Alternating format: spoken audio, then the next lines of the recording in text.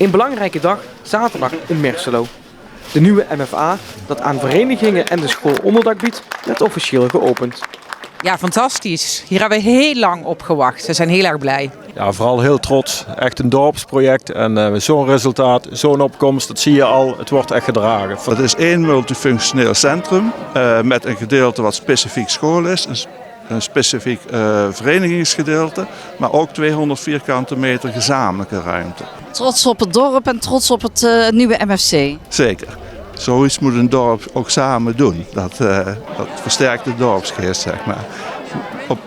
Op bepaalde momenten wringt dat natuurlijk ook, hè, vanwege de strijdende belangen of inzichten. Maar uiteindelijk is dat goed voor iedereen.